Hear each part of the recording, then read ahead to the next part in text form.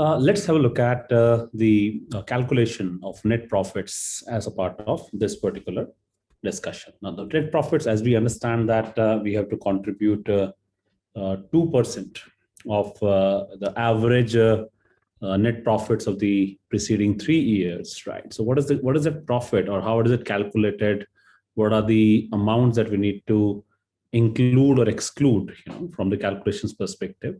That is something that we want to talk about. It says that the profit to be calculated should be your profit before tax as per the normal accounting, as per the statement of profit or loss, and you need to allow for any subsidies or bounties received from the government, but you should not be allowed to include any capital nature profit. For example, let's say it could be a gain on sale of an asset or an immovable property, any premium on profit on sale of shares, any changes in the carrying value which is recognized in equity reserves as a part of your business activity, or a surplus in the statement of profit or loss on measurement of assets or liabilities at fair value. This could be more considered on the notional perspective. Any notional gains, for example, let's say if we use the measurement criteria of fair value through profit or loss, for example, for some equity investments or some debt investments as well, right? So they need to be not considered in the calculation of profit. Okay. At the same time, you would be allowed to claim your expenses, which are normal business expenses, your revenue expenditure, director remunerations, bonus, commissions, etc. In case there is a tax which is on excess profit. There's no clear such definite measure, but that is something which is a guideline. Any interest on debentures, mortgages, loans, so any finance costs, more precisely, which again is a permissible deduction in income tax calculations as well, so even that is permitted. Expenses on repairs, provided they are not of capital nature. Again, there's a very specific mention, right? So it just becomes a normal business expenditure, right? And also then you look at, of course, any bad debts written off, or any compensation or damages with respect to, let's say, a legal liability, right? But what is not allowed again is any losses of capital nature. It could be a loss on sale of an asset, right? Any damages paid voluntarily, any taxes paid. So any which ways we calculate it from a profit before tax calculations standpoint, so we don't have to worry too much about this. Any changes in the carrying value of an asset, etc., recognized in equity reserves. So I think this could be on FVOCI's perspective, where you look at the financial instruments or look at the revaluation losses, in case they are being routed through, let's say, the other comprehensive, because the reversal of revaluation surplus, right? So they're all excluded in this particular calculation. And then that is where this profit, the average profit is calculated for the last 3 years. And on that average 3 years profit, 2% CSR contribution is required to be made. Okay, that's something that you want to remember. Now, essentially, the board is the responsible, right? The board is the responsible authority, or accountable, to ensure that at least 2% of the average net profits is spent on the CSR activities. Okay, and ensuring that the CSR policies are implemented. So the committee recommends, of course, and then the board shall ensure the compliance. That's something which is the messaging which is given as a part of this discussion, right? That's what you want to kind of ensure. So you would recollect, we talked about the penal provisions of the criminal procedures could be filed. There could be an imprisonment up to 3 years. So that is somewhere the board would be assumed to be responsible, and in that perspective, in case the spending is not done. Also, interestingly, it does not mention 2%. It mentions there should be at least 2% of these net profits that need to be spent on CSR. You are allowed to spend more. Okay, so that's what you want to remember again. Okay, we'll talk about that part also in terms of the accounting side of the calculation on CSR. Okay. Now there are several key points we need to be absolutely comfortable on this. One interesting important point is that only the expenditure undertaken in India shall be eligible or qualify as a CSR expenditure. There could be a drought in a neighboring country, or there could be some, let's say, medication being sent, etc., outside the Indian borders. They are not eligible for qualifying as a CSR activity. Okay, it should exclude any activities undertaken in pursuance of the normal course of business. Now, imagine you as a business, you are offering discounted products to rural regions. Now this is purely a business. This is nothing to do with, for example, a CSR activity. So that would not be considered as a part of this task, right? You may collaborate with other organizations or companies, or undertake these activities on your own. So that is something which you certainly can do. But in case you are doing it along with other companies, you may collaborate and do some kind of work like this.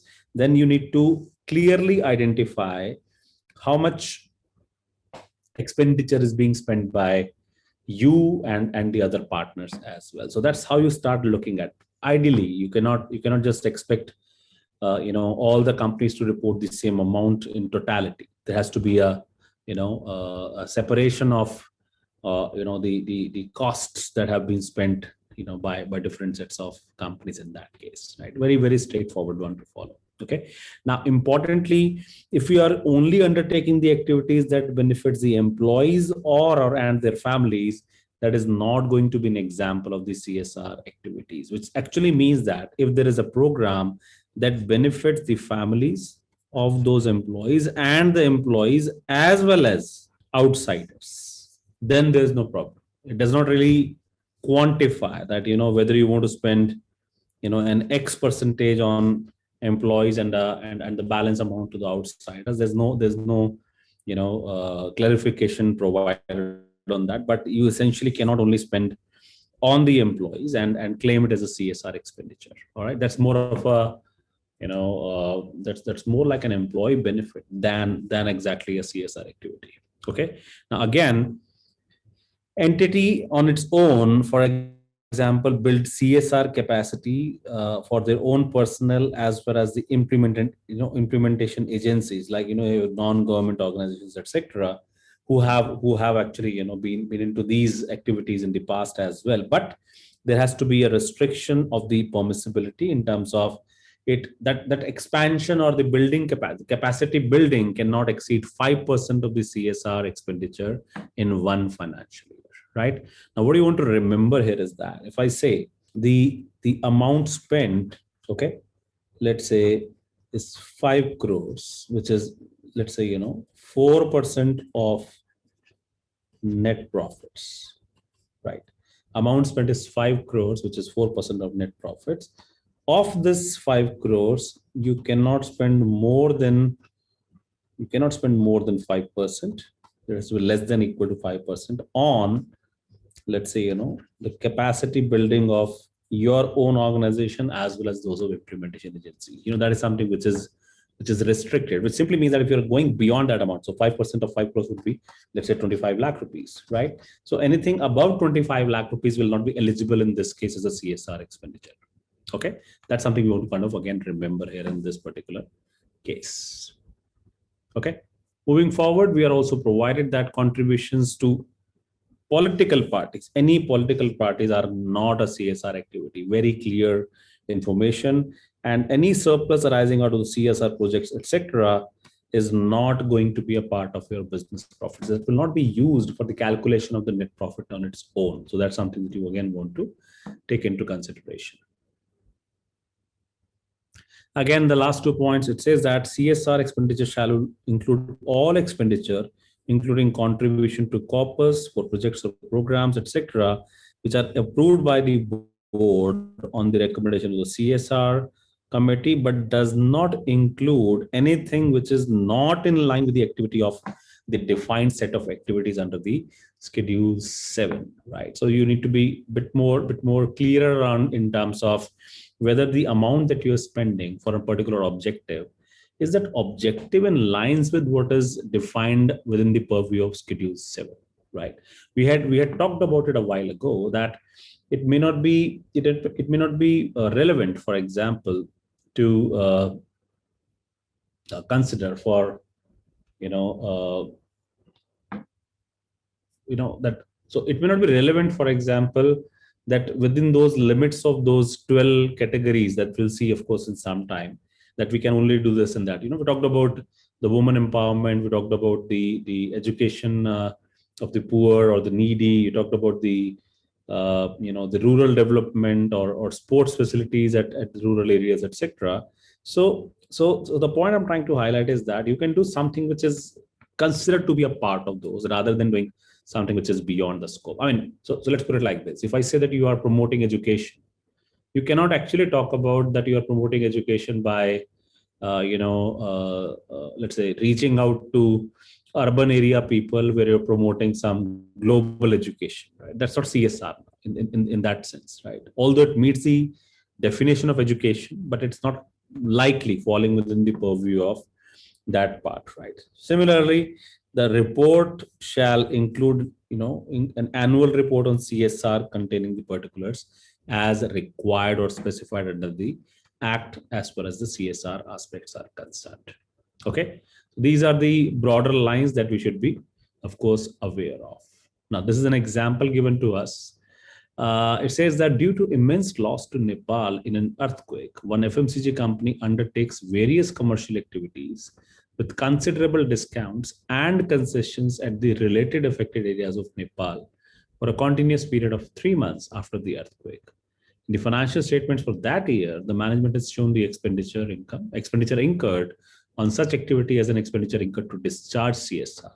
State whether the treatment done by the management is correct or not. Explain with the reasons. Now, essentially, when you look at the first thing that you want to remember, something that has happened in Nepal, certainly it is not eligible. Only those activities that you undertake within India, they would be eligible. But again, if you look at the commercial activities wherein you're offering discounts and concessions, this is something which is happening in the normal course of business. So again, that would be not eligible. So even if it were not in Nepal but in India, it is presumably an activity that is happening in the normal business course. So even in that sense, it would not be eligible there, right? So let's have a look at the formal solution. It says that the Companies Act mandated the corporate entities that the expenditure incurred for the CSR should not be the expenditure for the activities in the ordinary course of business. Of course, it would not qualify if the amount is spent on that perspective. The statutory guidelines written to CSR also require the deployment of funds for the local area. Since Nepal is another country, it would not be a permissible, expenditure. Of course, in the given case, the commercial activities performed at a concessional rate are the activities done in the ordinary course of business. That means that the treatment to show it as a part of, a CSR expenditure itself is not appropriate in the given case. All right. There is another example which says that ABC Limited is a company which comes under the ambit of Section 135 and CSR rules. Now, what is that ambit? Why would they come? Because the net worth criteria, turnover criteria, or the profitability criteria that would become, applicable to this company. The board of ABC Limited did not appropriate the CSR funds, and as a result, there was no annual report on CSR in the board's report for financial year ended, let's say 31st of March 2000 × 1. Is it a non-compliance? Well, of course, it would be a non-compliance, and there are penal consequences which may be attracted. The reporting of CSR policy is a mandatory requirement under the Act. That's something that you want to remember at all times. Okay. Now, this is where you finally reach out to the list of activities in terms of which are permissible under the CSR policies. That is where the Schedule 7 comes into picture. It talks about any contribution to Swachh Bharat Kosh, eradication of hunger, poverty, and malnutrition, promoting healthcare, including preventive healthcare and sanitation, right? promoting education, including special education and employment, enhancing vocational skills, especially among children, women, elderly, and differently abled, and livelihood enhancement projects, promoting gender equality, women empowerment, setting up homes and hostels for women and orphans, setting up old age home, daycare, so largely anything that you're doing for the society at large, wherein you look at the weaker sections, right? We look at the orphans, the poor, the elderly, or women who are probably not, you know, provided with the facilities in an appropriate manner. So they're all covered as a part of the sets of activities. Likewise, environment sustainability, ecological balance, protection of flora and fauna, animal welfare, agroforestry, clean Ganga fund, they're all a part of it. Production of national heritage, art and culture, including restoration of buildings and sites of historical importance, setting up public libraries, promotion and development of traditional arts and handicrafts, measures for the benefit of armed forces veteran, war widows and their dependents, training to promote rural sports, nationally recognized sports and Olympic sports, right? So this is where the entire list comes in. 12 points so far. Contribution to the PM National Relief Fund, contribution to technology incubators, rural development projects, slum area development, disaster management, including relief, rehabilitation, and reconstruction activities. They're all in place, from the coverage of, let's say, the what are the eligible activities. You may just want to remember a few of those. You don't have to really kind of learn everything in detail, right? So just to quickly revisit, what all have we talked about? The first criteria itself is, does section 135 apply to a company? If it will apply on either net worth criteria if more than 500, or turnover criteria more than 1000 crores, or net profit criteria if more than 5 crores. Any of these activities or any of these benchmarks being achieved, you need to follow or need to form a CSR committee and report to the board. It is not mandatory otherwise, right? In case that happens, the board's role, of course, is to approve and disclose the CSR policy and ensure that the spending is done. And in case there is an unspent amount, you have to transfer within 30 days from the end of the financial year, to the designated account, and that amount has to be spent within 3 financial years. In case it is not spent, then it has to be further transferred, from the end of the 3 financial years again, right? That's where it is. You need to kind of follow. All right, perfect. We would now like to talk about the accounting for CSR transactions. So this is something which attracts, which of course helps us in the accounting side of it, in terms of how do we deal with that. Now, essentially, we talk about it. What if you are spending money? Of course, it becomes an expense, right? But what if you're not spending money? Does an accrual make you, as an entity, of course, eligible to claim the expense, right? That's where we start looking at it, right? What is the tax deduction or tax deductibility on such CSR transactions? How do you deal with that part? So there are broadly the areas which are being discussed. What if you are building capacities? You're creating some capital expenditure,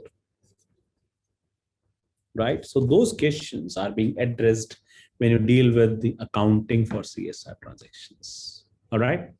So when I look at this particular section, of course, very, very straightforward, very clear accounting. In case there is a revenue expenditure, you charge it to the statement of profit or loss. Interestingly, you don't have to really spend money. Even an outstanding or a payable amount is chargeable. It's something which is a part of your statement of profit or loss. Okay. Now, in case you are spending some money, you are required to disclose that as a part of the notes to the statement of profit or loss. You want to remember that part, right? So that is something which is separately required to be disclosed as a part of this particular transaction. Likewise, in case there is a CSR expenditure made towards a capital asset, then of course it becomes a part of your balance sheet, right? The basic criteria where you say that there's a control over the asset is with the company and benefits are expected to flow. So in that case, you again would look at, this becoming an asset in your financial statements. Now, let's say, for example, there is a school building that is transferred to a Gram Panchayat for running and maintaining the school. It is not an asset in the books. And of course, that becomes simply a charge to the statement of profit or loss, right? I mean, the point is that the control is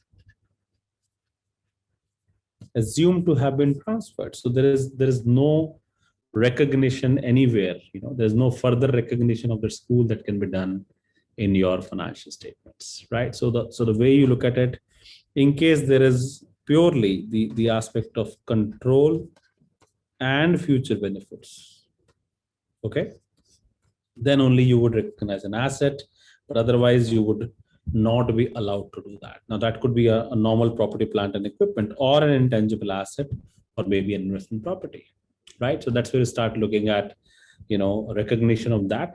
A specific subhead, importantly, right? So a specific subhead, because it is dedicatedly meant for the CSR activities, has to be, of course, specified, right?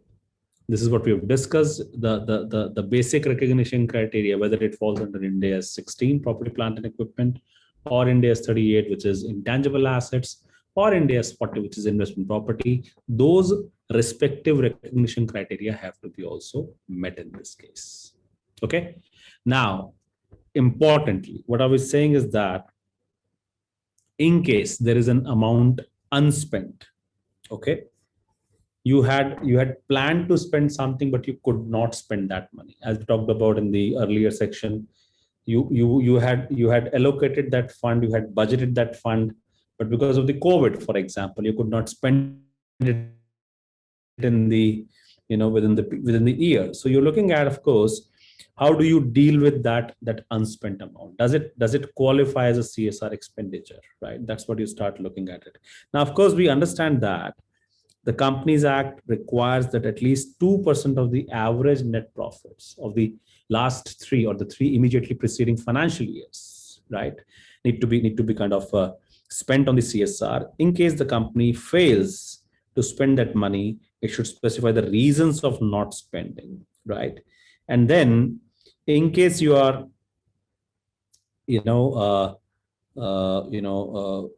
undertaking a project wherein you would be planning to such kind of spend that money, so that other than that project, you need to transfer it to a fund, and within the 6 months of the end of the financial year, you need to kind of ensure that these unspent money are transferred to that particular fund. Okay. Now, from the ongoing projects perspective, you need to spend, or you need to either spend that money, or within 30 days of the end of the financial year, you need to kind of spend or transfer that money, for example, into a unspent CSR account. And ideally speaking, that amount has to be spent within the next 3 financial years. So that's how you start looking at the entire movement in terms of how do you account for it. Essentially, what I was trying to say is that you still want to say it qualifies for CSR, even if you could not spend it, right? So the transfer to those funds would still make it as a CSR expenditure eligibility, purely on accrual basis there. Okay. Now, in case you are spending more, can you offset it against the next year's? Answer is a clear no in this case, right? The law suggests that you have to spend at least 2%, right? It does not say that if you're spending more than 2%, you're allowed to carry it forward. So accordingly, the accounting should be done appropriately. And that's what we're saying, that when a company spends more than the required amount under the law, can the excess amount be carried forward? The answer is it cannot be carried forward, right? Since 2% is the minimum amount, right? Any further amount of the excess amount cannot be carried forward in the future. All right.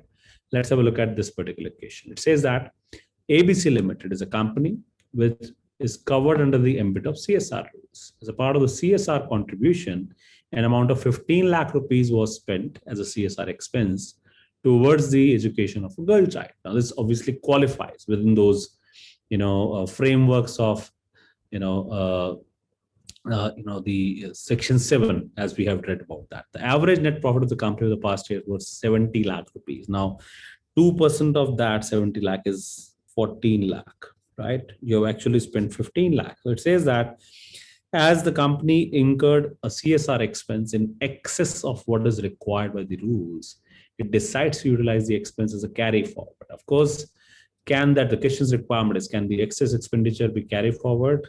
We would simply say no to that.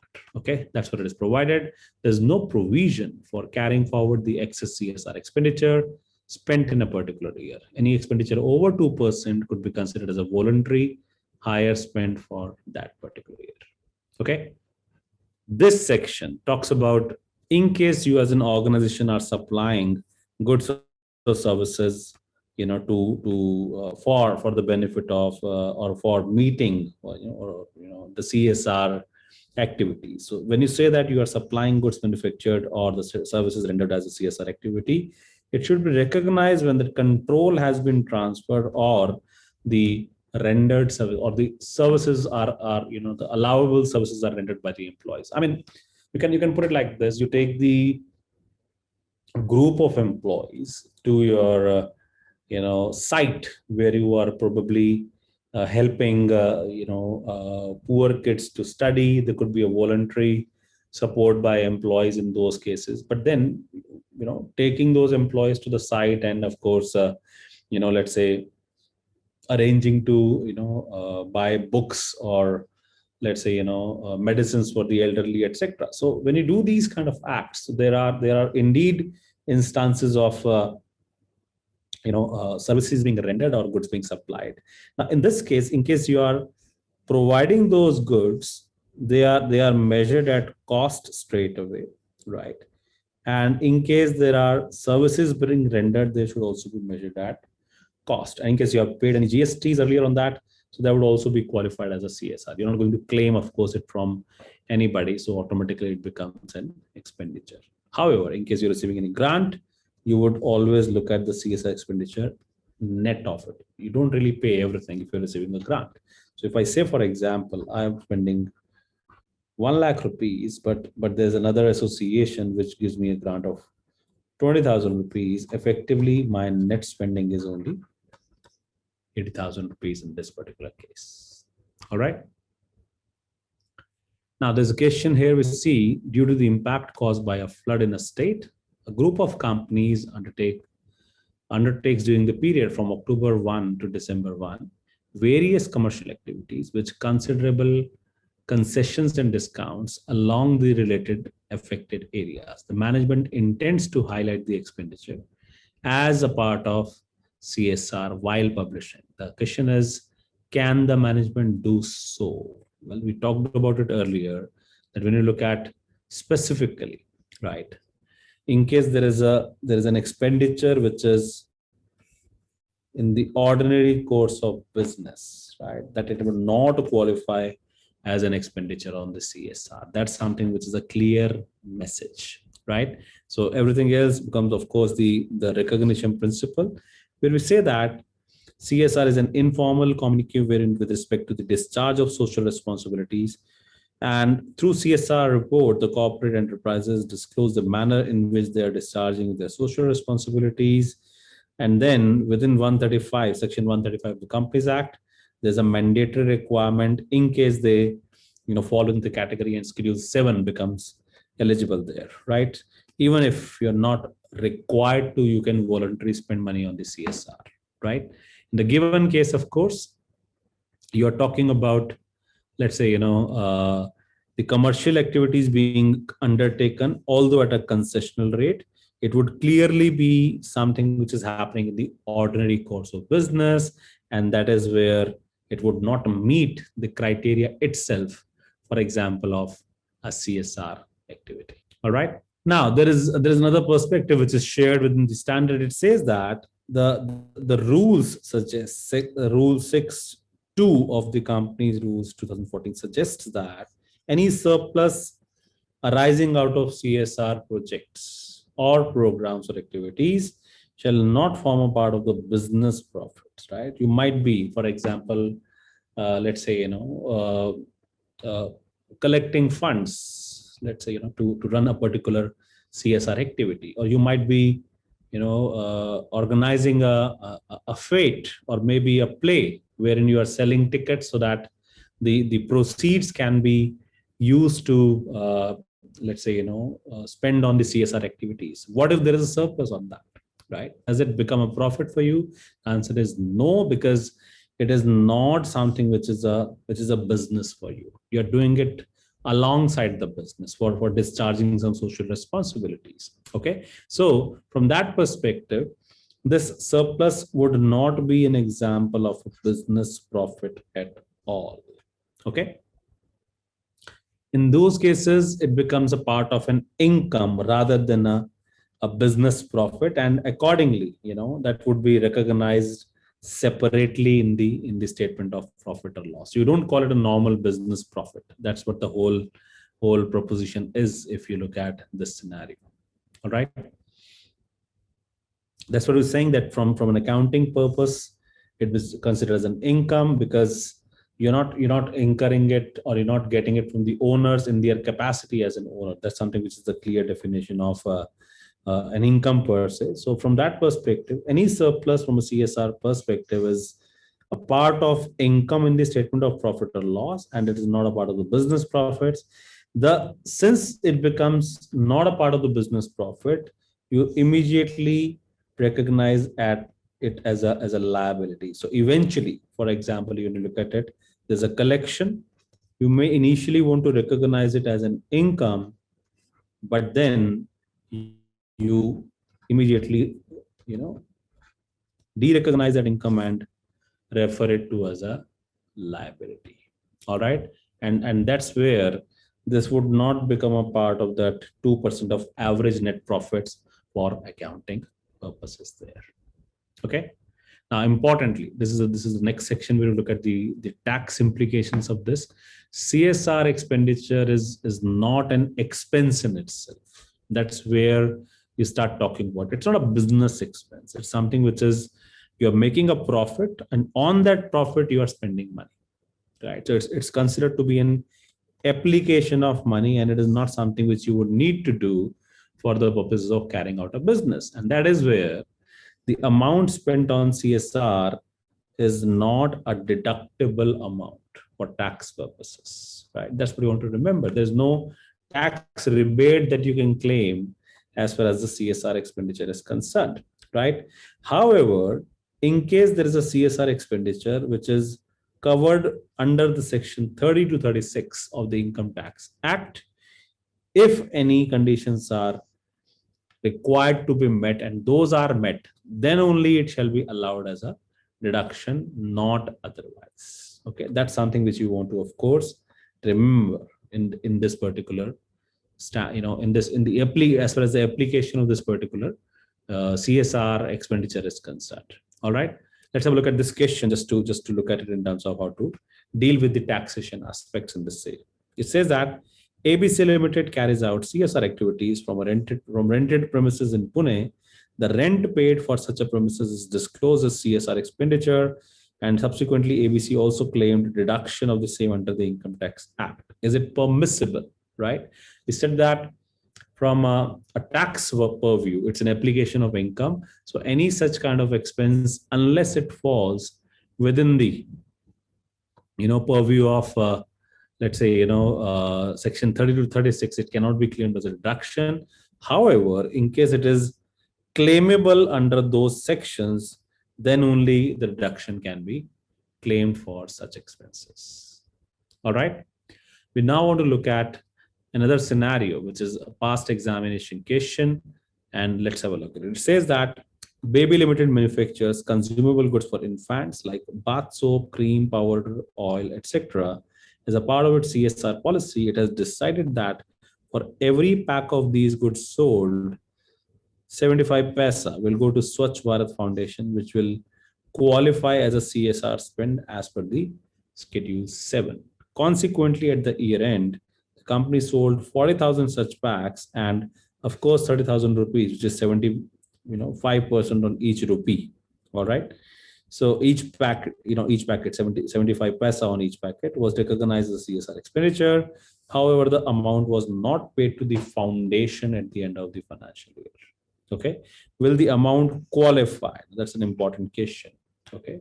Do you think you would qualify this amount? Well, we say that in case it is designated, yes, we would want to, but we want to also remember the fact that in case you are claiming it, but you're not, transferring that it to somebody, right? So unless you have spent that money, as far as the foundation is concerned, it cannot be, qualified as a such, as it cannot be qualified as a CSR amount. So purely by earmarking or keeping it aside that you want to contribute to the Swachh Bharat Foundation, it does not make it eligible to be called as a CSR expenditure. Okay. Finally, from the presentation and disclosure perspective, we say that any disclosures on the CSR activities should be made by way of a note to the statement of profit or loss. It is recommended that any expense that qualify as an expenditure should be recognized in this separate line item as a CSR expenditure in the statement of profit or loss. So you would be seeing the statement of profit or loss with a separate line item on that. Okay. Likewise, in case there are details, there are different sets of expenditure incurred, and within the notes, side of it, you would give a split of those expenses that you have incurred for the CSR purposes, right? The notes shall comprise of, for example, gross amount required to be spent and the amount actual spent. That in a way gives you a reconciliation of how much you had expected to spend and how much you have actually spent on that particular activity. All right. Likewise, any related party transactions need to be, of course, disclosed separately as a part of that specific standard there. In case there's a provision made, it should be again presented separately, in the balance sheet in terms of what is the liability that you have incurred from the requirement of this particular act here. All right. So that's something where you start to kind of understand the relevance and the significance of course, looking at the CSR activities, the eligibility criteria, and then you look at, of course, the amount required to be spent, etc. I think the one thing that you want to remember from the CSR's perspective is, what is the eligibility criteria and where would the company be able to kind of claim it, is something that you want to remember from the examination standpoint. All right. Thank you very much. We would like to spend some time on those concepts that we have learned under, the corporate social responsibilities framework. So we would like to test our knowledge on those aspects with the help of several questions, right? It says that a property is being constructed to operate CSR activities by a company. At the balance sheet date, the cost of construction is treated as a revenue expenditure. Are there any additional disclosures required to be made? We simply say that when you are incurring those expenses, then it's a part of, for example, let's say revenue expenditure. You show it obviously within the statement of profit or loss, and then you give a detailed disclosure, as a part of the, notes, as in this notes to the statement of profit or loss, right? All those details should be considered as a part of this particular requirement. Right. Now it says that in the year 2000, Cross1 XYZ Limited falls within the purview of CSR provisions since its net profits exceed 5 crore rupees. The company discharged those obligations in the year 2002. However, the net profit for the year 2002 was less than 5 crores, and also it was not complying. It was not satisfying the other two criteria for CSR compliance, and therefore the company stopped performing CSR activities from the year 2003 and onwards. What is the company's accountability in this case? Now, essentially, what you want to remember, if you are meeting the criteria for 1 year, right, it has to meet the obligations even for the future periods. The fact is not important, even if the company does not fulfill any of those criteria in the subsequent years, right? So the simple point is that even if you are not required to spend otherwise, if you're not meeting the criteria itself, right? If you're not meeting the criteria itself, once you have become eligible earlier, then you continue to spend that 2% of the average net profits, for those periods as well. That's something which you want to remember. So in this case, when you look at it, if I really take you back to the question, you look at it, of course, the requirement would be applicable, for future years also. So from the year ended, 2001, right? You have this excess profit, so you automatically become eligible. So for the profits further, also you would continue to, of course, meet these expenses, and you would quantify it. Let's say for the average period of 3 years, it would be 2, 3, and 4. All these 3 years, you need to contribute towards the CSR activities as a part of the act there. All right. Thank you very much.